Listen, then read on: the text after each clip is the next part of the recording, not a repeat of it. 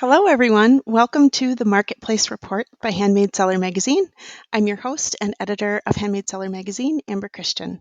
Today, I am delighted to welcome Roberto Milk, the CEO of NOVICA.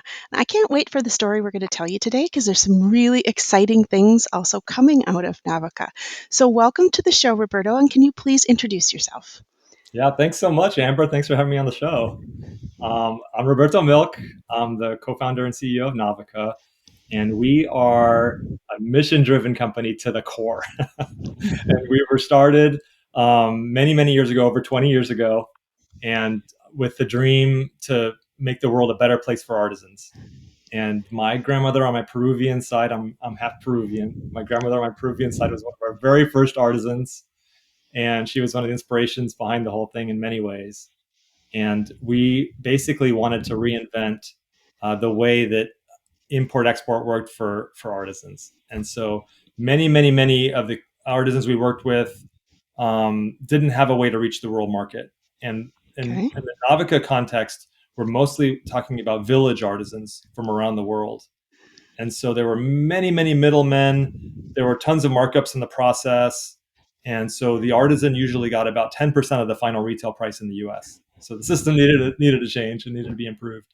And so our whole Mhm. thing was, how do we create a better way for artisans to sell their goods? And I'd be happy to tell you more about that. Okay, so that's really cool. What did Grandma think when her grandson said, "Hey, I'm going to build this platform and start selling your products, Grandma"? I mean, how cool is that? What was, tell us, what was the look on her face when you told her this is what you were going to do? She's such a funny lady. She didn't believe it was even going to be real. We said, okay, can you, because she knit really well. And so Mhm. we're like, can we get some of your knit? Like she had knit animals, and like the Mhm. best thing she sold were these knit booties, and they were like the most comfortable little. It's almost like a slipper sock, Mhm. right? Okay. Mhm. And they were so warm and so perfect, and so they were instant hits. And so we had her come on, and then we also interviewed her, and we're like, we want to know your whole story. And I call her abuelita because she only spoke Spanish, abuelita. And she's like, well, how much of the story do you want to hear? And she has this funny personality, because you'd think she's a sweet old lady, but then she would kind of throw a cuss word or two out there.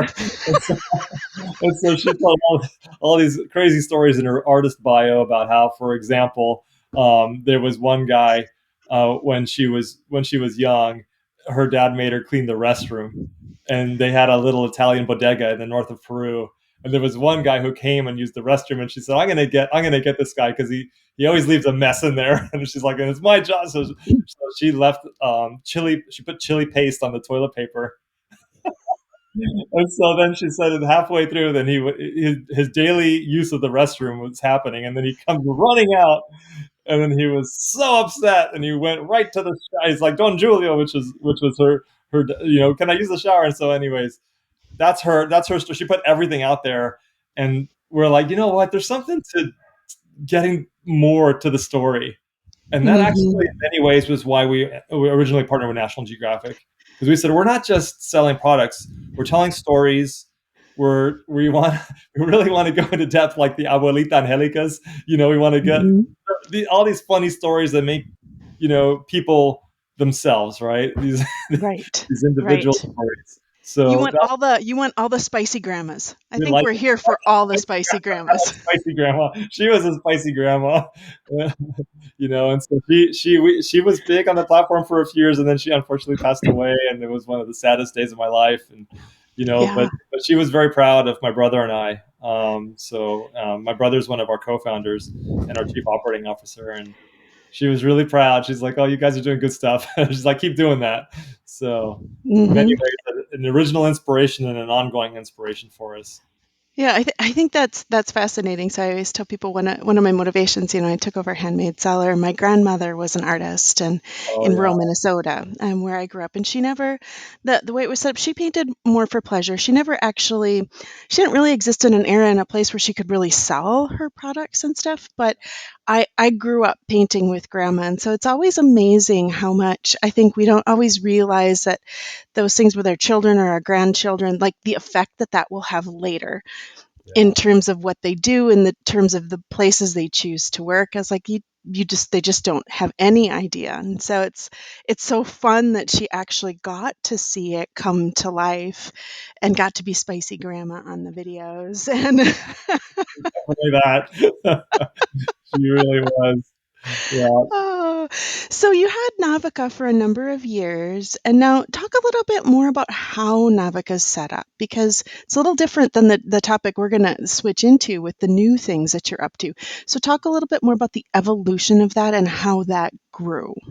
Well, what's funny is the original idea in many ways was, handmade.com and Etsy and, like a marketplace.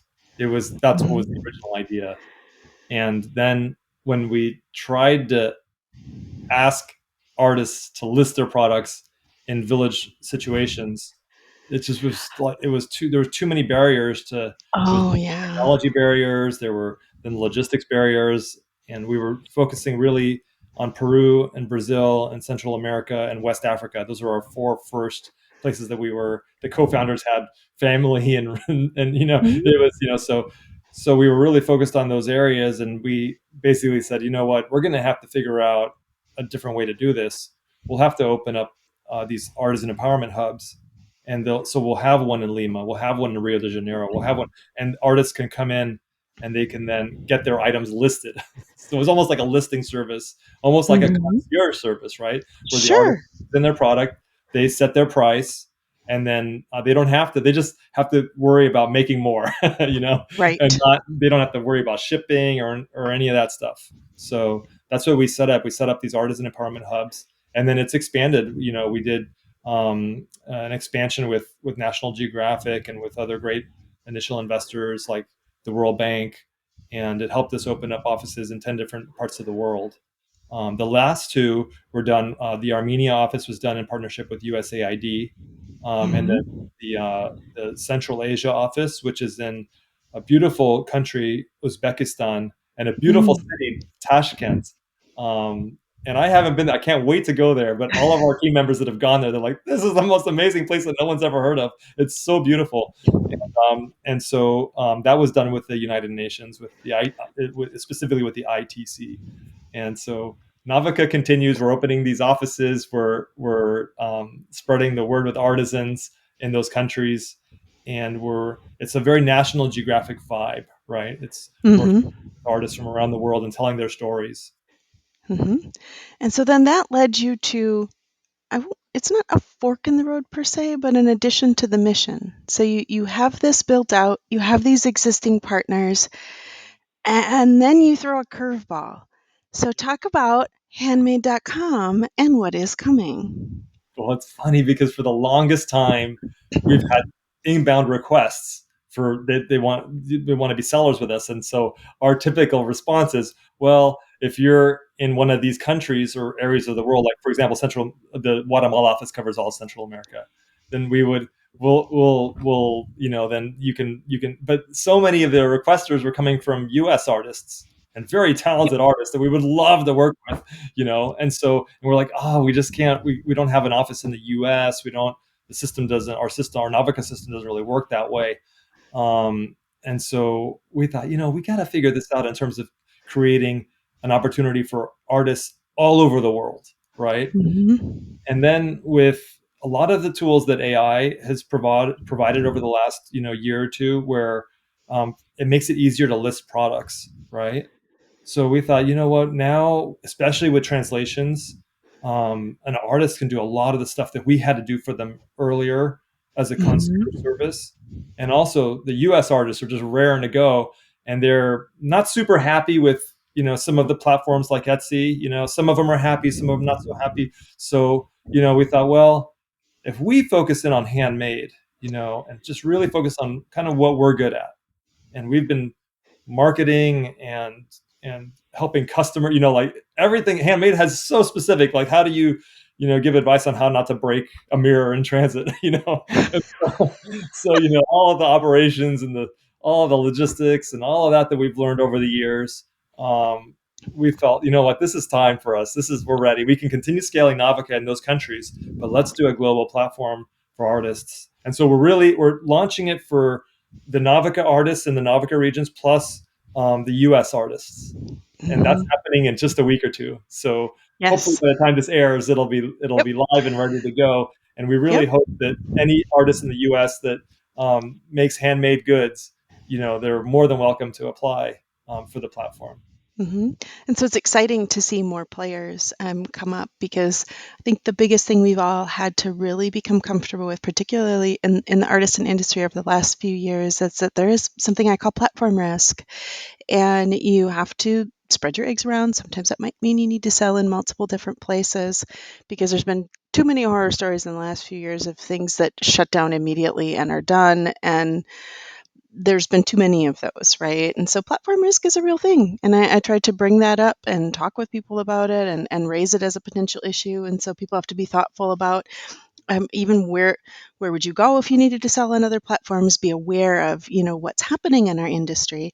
So now as you get started with this new platform for handmade.com, how are you thinking through the categories that can be there? So can you talk a little bit more about the criteria for someone to be able to sell on handmade.com? Yeah, of course. So we have our whole approach to it also is that whatever we put out there will be publicly reviewed and sellers can have a word with it, right? So that's like so important because we don't want to set hard and fast rules that then become, antiquated rules, given that there's so much change and, Hmm. what someone might define as handmade for jewelry might, there might be things that are, that might or might not qualify. Um, and so we have to constantly review it. And so for that purpose, we set up what's called the Village Council. And so the Village Council, it'll be kind of like a United Nations style body where there'll be representatives from around the world. Also, there'll be a representative from the Smithsonian, which is really great, and several Navica representatives. And we'll have these biannual meetings where we'll do a full review of the handmade standards per category. Hmm. And that's when someone that may not have been approved for a certain category will review the cases in a public forum and say, okay, this rule is going to change to this, and this, and this rule is going to relax, or this rule is going to tighten up because there's some sellers that are coming on that aren't handmade. So, something we're doing wrong with this definition, So, Hmm. but yeah, it's category by category, and we're essentially open to all categories right now. So as Hmm. long as it's handmade, and that includes, and although we don't have products to fit some of these categories at the beginning, we're willing to start experimenting in those categories as well, even like food items and things like that. Some of the items that are not traditionally what you might think is like a handmade product, well, Hmm. it's handmade, legitimately handmade, then we want to include it. So if you feel like you have an item that you may not see in a category on the current website when it launches, then don't worry about that. Just please apply and let us know um, how your item qualifies as handmade. Yeah. Hmm. And I think that's a key, transparency, right? Oh, Being so important. transparent about, hey, Yeah, here are the standards and how we're deciding them. But I think also an acknowledgement that they're going to change and evolve because it's no different than, at first when print on demand came out at scale, yeah, all of a sudden that changed everything in terms of the product mix, right? And so we don't know what disruptive things will come out or ways of doing things will come out. And so I think it makes a lot of sense to be very transparent and say, look, we review this a few times a year, we look through this, we're going to update our standards, and to really say we have to treat it like a living breathing thing because it is, because yes, those requirements are always changing. And so given that you're open to all categories, and this new platform is, so you said it's going to include everybody that's in the countries that Navica already supports for sellers as well as the US. And then how, talk a little bit more about how you're thinking about, because you have global ambitions with this, yeah, yeah, how are you thinking about what happens next, or what does a roadmap look like for that? Can you speak a little bit more to that? yeah. Of course. So the reason why we're doing it, we're not just doing everyone at the same time, is because we really want to have the shipping integrations done, and that includes, negotiating deals with certain couriers and stuff like at a national level for some countries. and passing those along to the sellers so that they can benefit from those as well. And so we for the US was our first integration, so we got that done. So a seller Mm-hmm. that onboards on the seller on the handmade.com seller interface, they'll have there's a shipping integration for them already done. Mm-hmm. Kind of just one of the ones that people probably already work with. Yeah. And so then People know who they are. yeah, I'm not going to do a free ad for them right now, Nope, but anyways, nope, we won't. But trust us, you'll recognize the name if you've been selling anything online. they're great, and easy to do the integration, although it still took a few months. So Oh yeah, yeah, absolutely. but we wanted to have that set up for the sellers just to make it easy for them. And then so we're going to have a quarterly rollout starting next year, and we'll make sure to have Canada. If there's any Canadian listeners, we're going to make sure to have Canada really high on the list for the rollout. But so we'll have quarterly rollouts of countries for onboarding sellers. Mm-hmm. Mm-hmm. So you're going to be slowly, steadily expanding while having a very kind of broad range of things.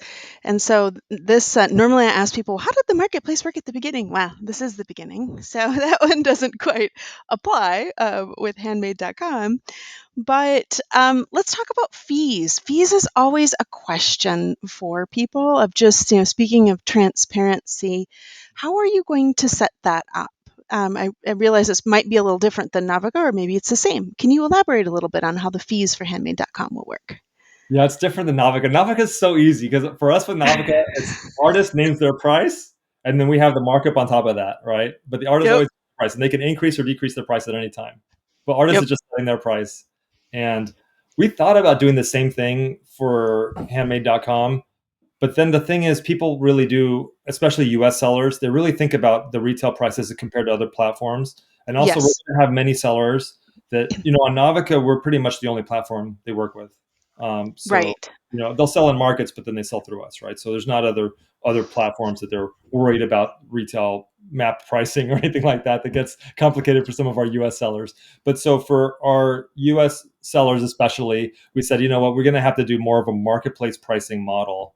And we basically looked at Etsy and looked at Amazon, and then we ended up we love the Etsy pricing model from how low the base fees are, but then Hmm. everybody talks about there's all these other fees that add up, For and ads, for all the listings, and so like we're like, wow, well, we don't like all the ad fees, so we want to do a free boost for artists to just mega boost one of their products because that one product will then, you know, um, bring attention to all their products. As people go to the product listing page, right? So, um, hmm so we wanted to do that for artists, and we also looked a lot at the Etsy pricing, and then we said, well, that's the straight off the shelf pricing, in terms of the percentage. Um, we can't be as low as they are, but hmm we won't be at the Amazon level either. So we're going to be somewhere in between Etsy and Amazon, hmm and if someone is really that sensitive on that one, then we'll do our best. One commitment we made is that as opposed to Etsy, that they've increased fees over time, that we've made this commitment that we will only decrease fees over time. And the first time that we're going to do that is when we have a ticker which has how much money we're giving back to artists, and we're at 135 million right now with Navica. And when that hits a billion, which was when the real dream behind let's get handmade.com going and really accelerate the impact to artists. But when that hits a billion, then we're going to do like some big celebration, and we're going to decrease the fees. So and then we'll as a seller community, we want to, as we grow, continue to decrease the fees. So that's hmm my commitment. Yeah. That's a really different approach than I've heard other marketplaces talk about. Because one, it recognizes, look, there's a spoiler alert for anybody watching, there's a ton of costs to run a marketplace, way more than you would imagine. And so even just the technology costs and the supporting infrastructure and everything you have to have, it's a lot more than people realize that you have to do, because the moment you're in a marketplace situation, there are all these additional things that you don't have on someone's solo website. Yeah. You So have a whole, just there's so much more.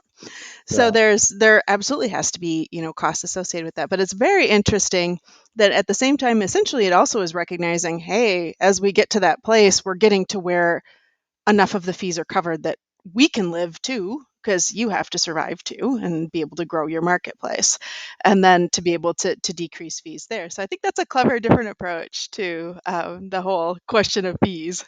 it you know it, since Etsy's public, we all know, we see that what they quote as their take rate, which I hate that term and will never use that. You'll Mhm. never get me talking about that. But it's 25% for Etsy.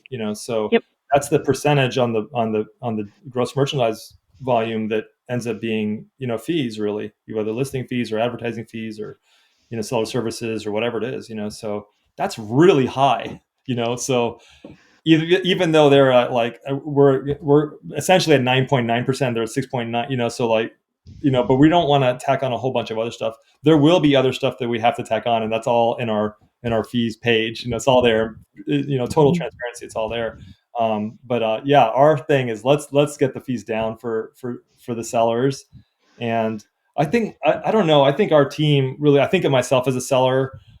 I think because I just channel my grandma, my spicy grandma. But like, we come up with, we kind of like, if a decision isn't good for artisans, then we're not going to make. That's kind of been kind of like our mantra at Navica, and we're just continuing that with handmade.com. The only way this works, and that we are proud of it, and that we love what we're doing, is if sellers are happy, right? We're not Right. creating, this isn't like some money making business thing where it's like, oh, let's, take, we've like done research on this niche and we're gonna, no, this is like, hey, let's change the world for artisans for the better. So any decision on fees is really because marketing is expensive. So, like, how Yeah. do we work even on the marketing? So it's just thinking about stuff like that. It's, and having run Navica, like, marketing is really expensive. Like, it's hard for us to get marketing at less than 25% of sales. So Hmm. if the fees, like, so it's a challenge. It's a challenge to scale a marketplace because of that, because it's hard to get eyeballs and traffic. So Absolutely, absolutely. It's that, he's talk about marketplaces are the two-sided problem, right? It's actually usually much easier to get sellers than it is to find the buyers. And that's kind of the trick. And so, given you already do have all this history with Navica, what does developing the buyer market look like for handmade.com? Is it all marketing, or can you talk a little bit more about the strategies for how you build out the buyer side of the marketplace for you guys? At least well, anything you can share publicly. no, I'll be happy to share a bunch of stuff. Yeah, no, we're really, this is one of our strengths, because of all the many years of Navica. One of the big things that we've done over the years is business development, like big business development partnerships, right? And so we have always thought about like-minded companies in our space. Mhm. And many of them are companies that we ended up figuring out, okay, well, let's do this. For example, in the Navica context, Kiva is this awesome nonprofit. Oh, We love yeah. Kiva, and Kiva loans our artisan. We were one of the first non-bank, non-traditional microfinance institution on Kiva. And so Kiva borrowers, or Kiva lenders, they could lend money to Navica artists, through the Kiva platform. It's so cool. And then we ended up also running the Kiva store. So any of the artisans on Navica that borrowed from Kiva, then they were also accepted into selling on the Kiva store. So it's a place where, Mm. where someone from a Kiva lender can also, they can purchase their holiday gifts, and support Kiva, and also support the artists that are borrowing money from Kiva. So it's super cool. So, and there's many of those. Like, Mhm. we're always knocking those out. It's like, and it's funny how, if someone thinks they're going to scale and they're just going to be paying Google and Meta, and they're going to Mhm. be able to scale it, by with ads, it is really hard. So we do a And lot, expensive. and so expensive. I mean, we do a And ton. Don't get me wrong, we do tons of advertising, and Handmade.com will be very, very, engaged in all those platforms with types of ads that work for us right now and all kinds of stuff. But we're also going to do a lot of business development for Handmade.com. Mhm.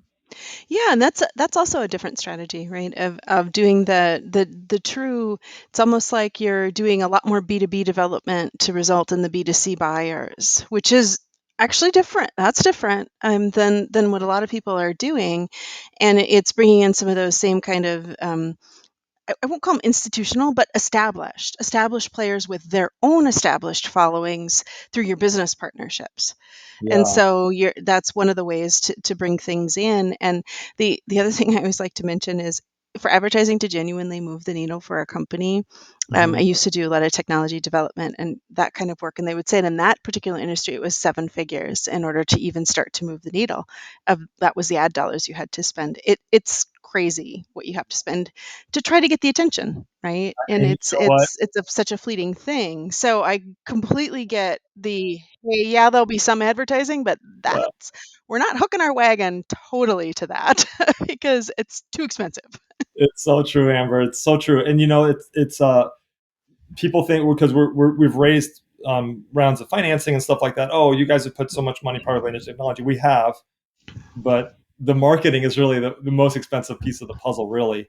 And we're going to really focus on getting buyers on the site so that the sellers, as you grow the seller base, the sellers are having good experiences because they're selling goods, and that's Hmm. so hard, because like they can spend so much time onboarding onto a platform and then they don't sell, and it's like such a waste of time for them. And anyhow, we're going to really do our very best to avoid that, and we're putting a lot of marketing dollars to work, and we're going to really prioritize getting a lot of sales for our handmade.com sellers. Hmm. So, given all you've learned, taking language out, of course, and translations, from your perspective, what makes a good product listing on a marketplace? Talk a little more about that. Well, it, in many ways there's the natural elements, right? So because sometimes people are like, oh, how do I game the system, right? With the keywords and all this stuff. But let's just talk about the natural elements first. Unique, a product that's unique, that is so important. So what do you make, that's uniquely yours, Hmm. and that's the cool thing about handmade. And it like harkens back to like days when we all made things with our hands and traded, and it's like, what did you have to offer, right? And so unique, the product being unique is so important. And then really speaking to that is key. Of course there's design and beauty and quality, and you know the level of crafting, all of those things are so key, of course. But having that unique story element is really really important. And so in what makes a good listing is, are you telling that unique story, right?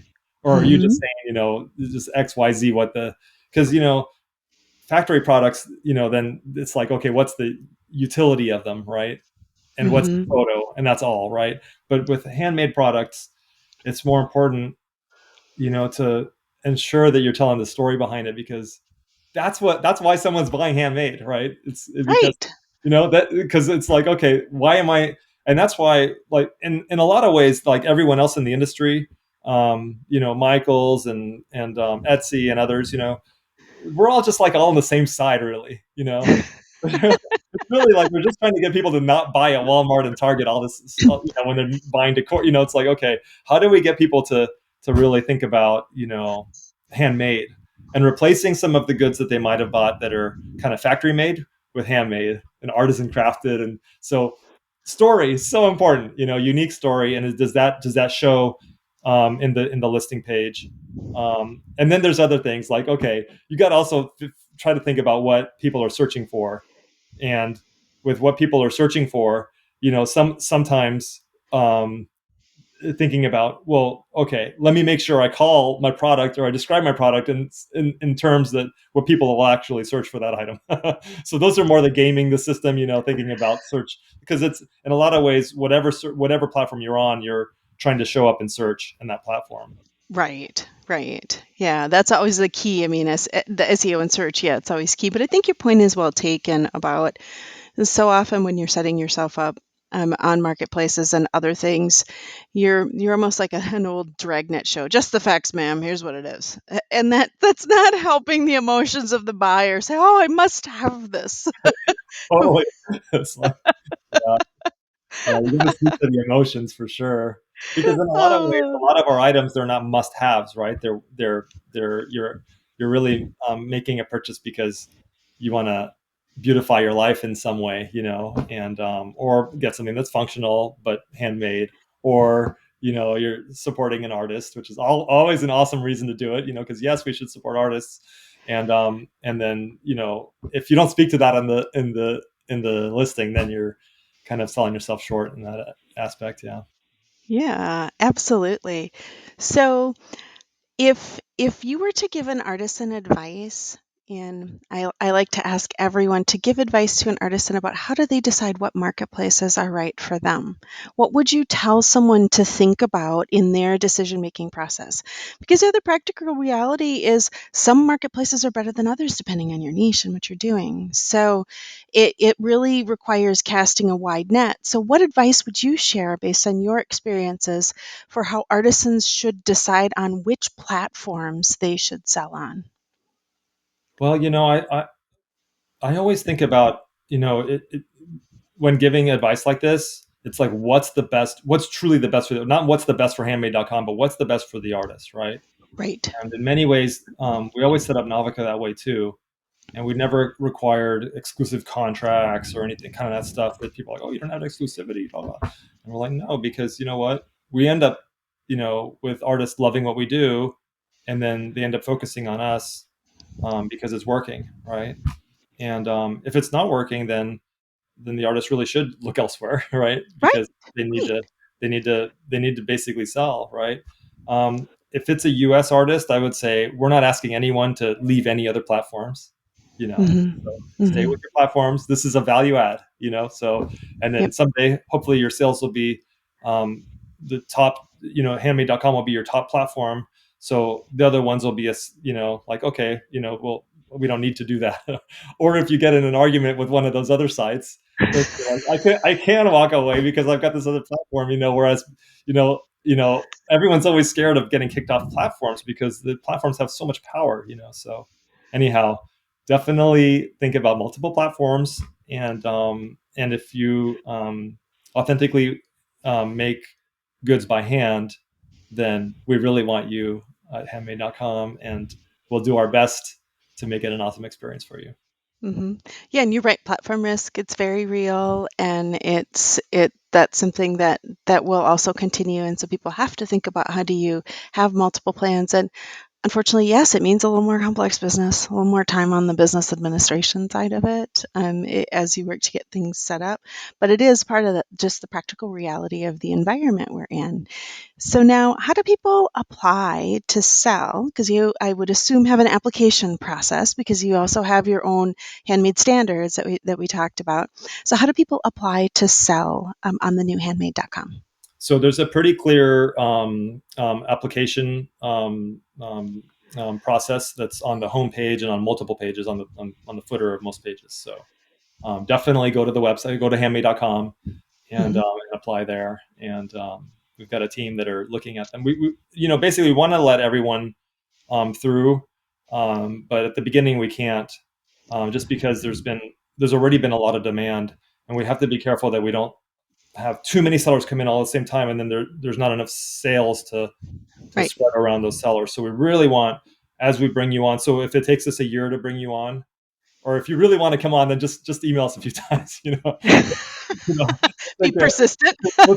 be persistent, yeah. Because if you're just kind of like in there's a wait list, and it's pretty big right now. So anyhow, but as sales increase, then we'll let more people through, and but just apply, and put a link. Some people have applied and they haven't put a link to any storefront, or haven't attached any products, or haven't so it's hard for the team that's looking at those to let, so you end up like at the lower part of the wait list. So apply, make sure that with your application to have some sample products and stuff too. um, Hmm. and yeah, like I said, we eventually everyone will get on board, as we scale it, everyone will get on board. So So now this is the fun time where we get to see what you find interesting. Tell me, what is the coolest thing that you've ever seen sold on either Navico or handmade.com? that's so hard. There's so many cool items. Oh man, that is really, really hard. You know, You if can pick two, fine. If you need to pick two, my that's Spiderman was okay. alive, I'd have to say her wool slipper socks. But so anyhow, not the wool slipper socks. Although I love those, Grandma. If you're listening from wherever you are, but but I'd have to say we have this auto parts chess set. It's made by this super talented artist. He lives in Jalisco, Mexico, and he recycles all these pieces. He takes motorcycle parts, bike parts, and auto parts, and he makes all the pieces. And I love chess. I'm a chess lover, so I'm a chess nut. Really, I have a I'm chess.com. I'm playing a game every single day. There's a game I'm on. But so he makes the even the bishops are their spark plugs, like NGK spark plugs, and he's grabbing all these pieces. And the some of the like, I think the queen, the base of the queen is a cog from the old school when you used to roll down the windows. Yep. The like part that is used to roll down the window. you know Nice. it's really something else. It's one of the coolest pieces ever, and I love that piece. It's Armando Ramirez, his auto parts chess set. Yeah. Love it. And it's also fun if artisan ever trips over, hey, they're talking about me. Yeah, totally. Yeah. Yeah. Oh, so now how do people follow you on social media? Get on your email list if they want to. How do they find out more information about the new handmade.com platform? So they can register online. So definitely do that at handmade.com, and then also register for our newsletter there.